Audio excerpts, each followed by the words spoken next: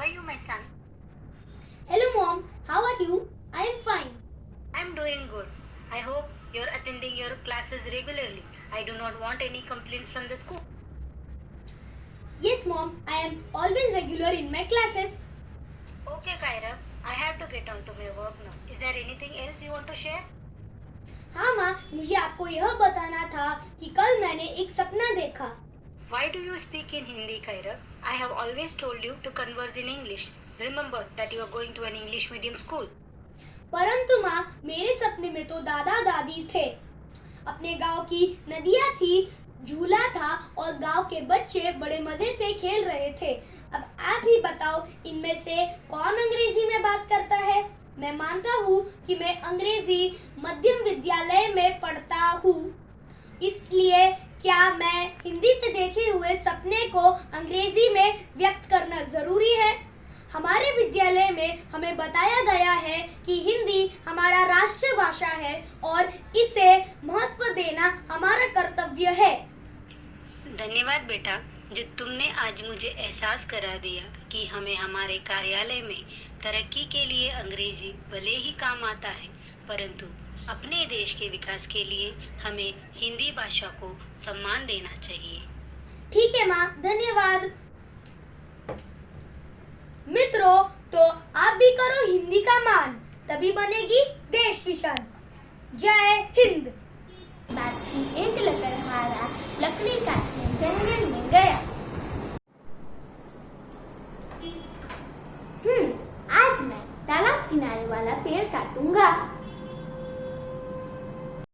काटते काटते उसकी गुल्हारी पानी में जा गिरी.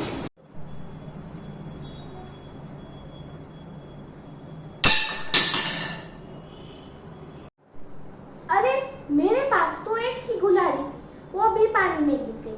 अब मैं क्या करूं? तभी पानी में से जलबिरी प्रकट हुई. क्या हुआ? तुम क्यों उदास हो?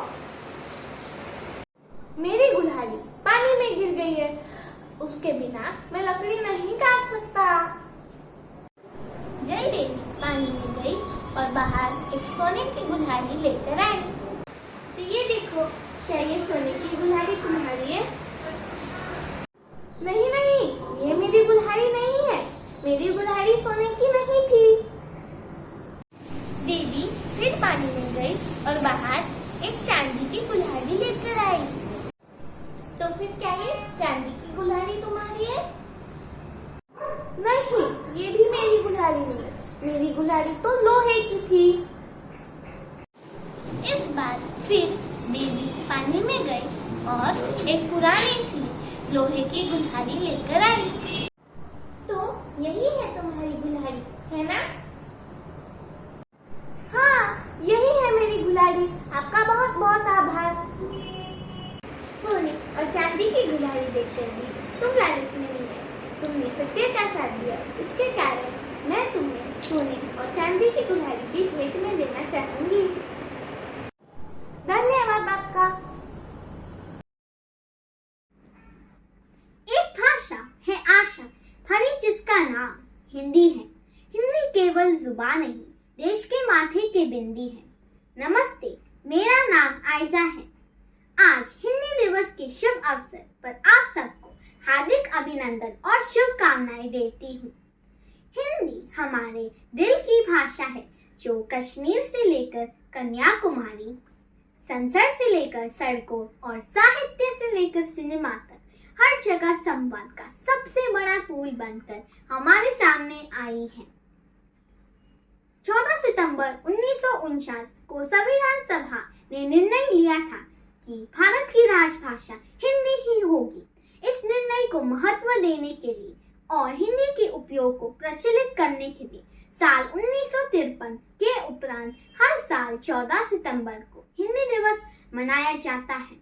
14 सितंबर 1949 को हिंदी में राजभाषा घोषित होने के बाद देश के दिल की भाषा होने के लिए एक बहुत लंबा सफर तय किया, बल्कि ज्यादा प्रखर होकर और निखर कर हिंदी हमारे सामने आई है.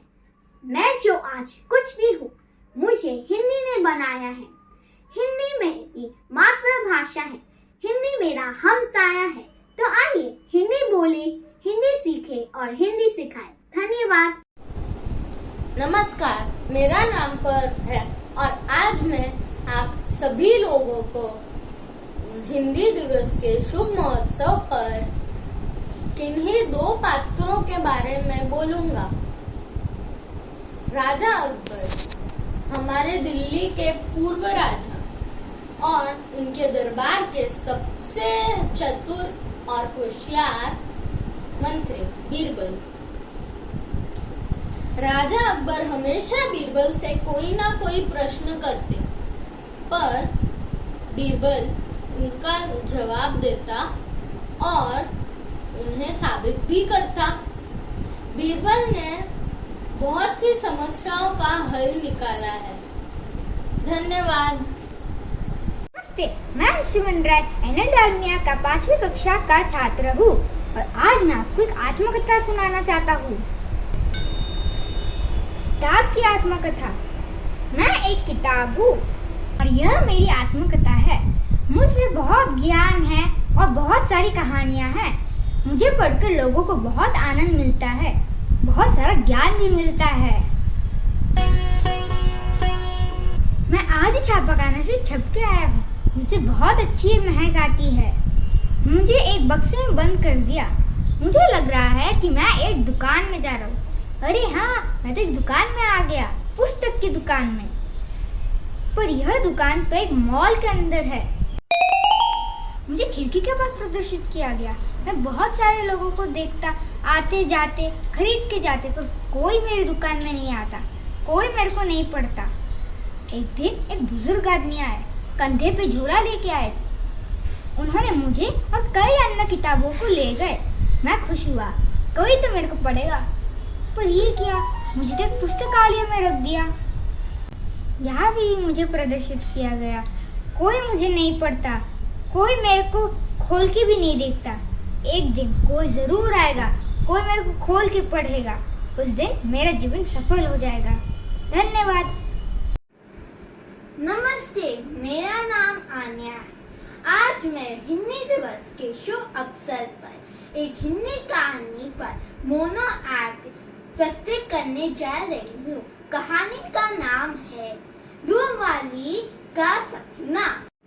एक बार एक दूध वाली अपने सिर पर दूध की बाल्टी रखकर बाजार में बेचने जा रही थी।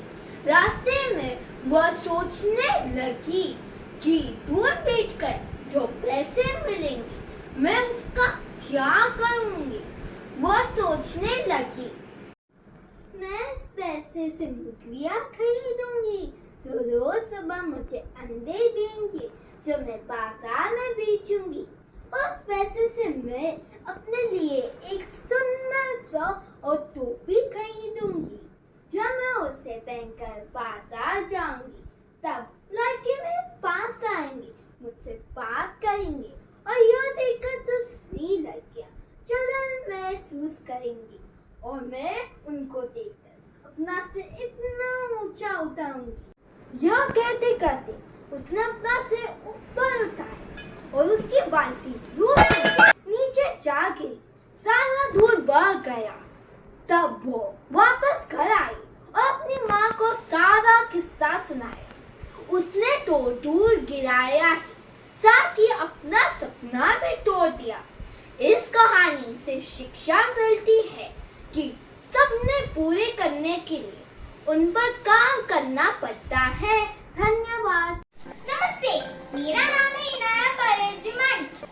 आज मैं हिंदी दिवस के दिन काले कौवे के ऊपर कविता सुनाने वाली हूँ।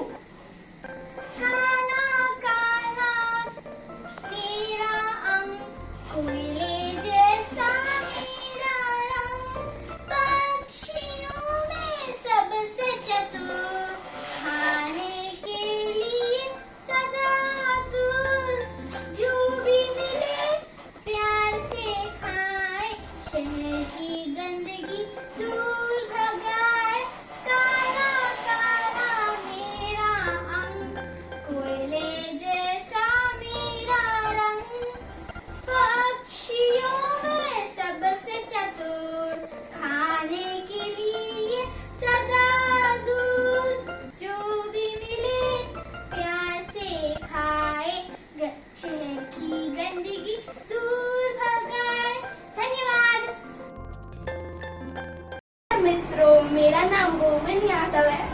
आज मैं आपको हिंदी भाषा के बारे में कुछ बताने जा रहा हूँ। हिंदी भाषा का इतिहास लगभग 1000 साल पुराना माना जाता है। संस्कृत भारत की सबसे प्राचीन भाषा है, जिसे आर्य भाषा और देव भाषा भी कहा जाता है। हिंदी इसी आर्य भाषा संस्कृत की अधिकारी माना जाती है। साथ ही ऐसा भी कहा जाता है कि हिंदी का जन्म संस्कृत की कोख में हुआ था। अनुमति 13वीं शताब्दी में हिंदी भाषा का साहित्य रचना कार्य का संपन्न हुआ था। हिंदी शब्द की उत्पत्ति सिंधु से जोड़ी सिंध नदी कहते हैं। संस्कृत शब्द सिंध या ईरानियों के संपर्क में आकर हिंदू या हिंद हो गए। धन्यवाद। नमस्कार, मेरा नाम पहल रुहाल है और आप सभी को हिंदी दिवस की बहुत सारी शुभकामनाएं। और आज मैं एक मोनोड्रामा प्रस्तुत करने जा रही हूँ, जिससे हमारे छोटे बच्चे को हिंदी का महत्व आसानी से समझेगा। तो चलिए देखते हैं। बेटा, यह फूल भगवान को अच्छी भावना से प्रस्तुत करो। माँ, भावना कौन है? बेटा, हम लोग पद्गामिनी में नानिहाल जा रहे हैं। माँ, लोग पद्गामिनी, ये सब कौन है? इस दिन पे कृपा करो। माँ, कौन सा दिन? आज तो रविवार का दिन है। माँ, मैं घर पे आ गई हूँ। हाय बेटा, तुम्हारा दिन कैसा गया? मेरा दिन बहुत अच्छा गया। अभी मैं जा रही हूँ, मेरे सारे दोस्त मेरा इंतजार कर रहे हैं। अपने जूते और बैग जगह पे तो रख दो। हाँ माँ, मैं मेरे बैग और जूते जगह पर रख दूंगी। तो अपने हाथ और पैर तो छोड़ो, मैं दूध लाती हूँ। माँ, आपको मालूम है आज नीचे पेड़ कट रहे हैं और मैं बहुत जल्दी में हूँ। हमारे लिए एक बड़ा सा मैदान बनेगा जिसमें हम खेलेंगे, दौड़ेंगे। तो मैं आकर दूध पीऊंगी। बाय। क्या? नीचे पेड़ कट रहे हैं? ये तो बहुत बुरी बात है। क्यों माँ, पेड़ कटने में क्या बुराई है? क्या तुम नहीं जानती पेड़ के क्या फायदे हैं? पेड़ हमें प्राणवायु देता है।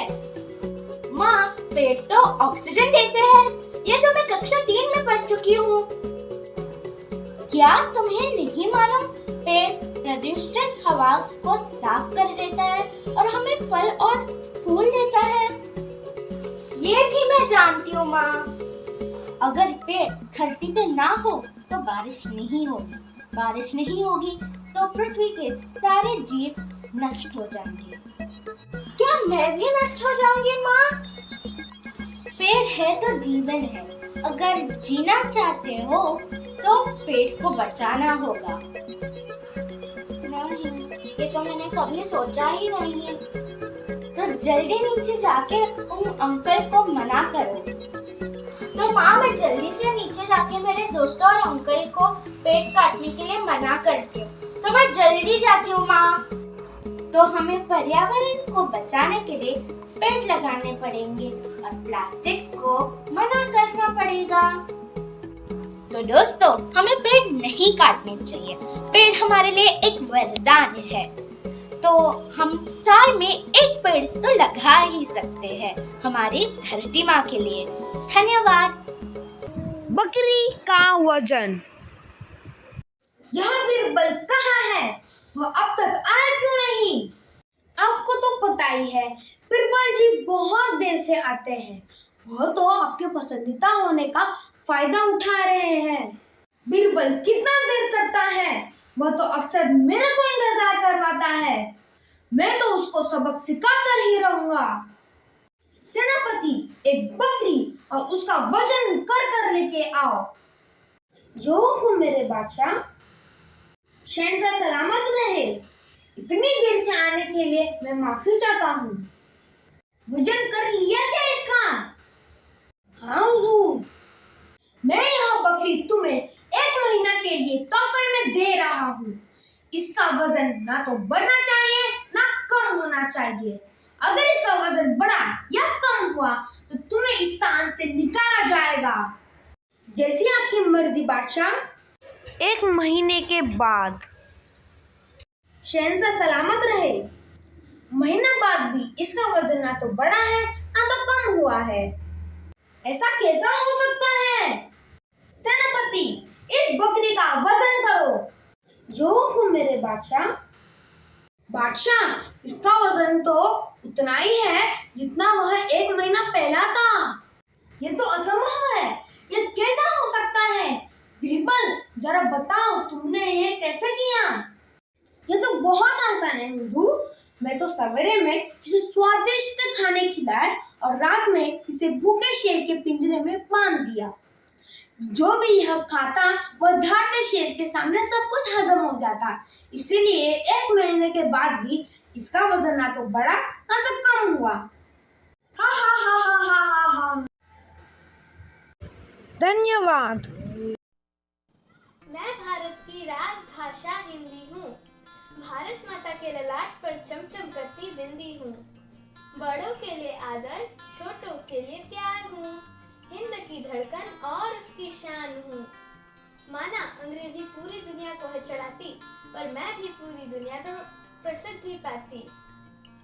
मैं सीमा तोड़कर चली विश्व के द्वार। भारत ही नहीं, विश्व करता मेरा सम्मान। कानों में रस घोलती हिंदी कविता गीत, सरस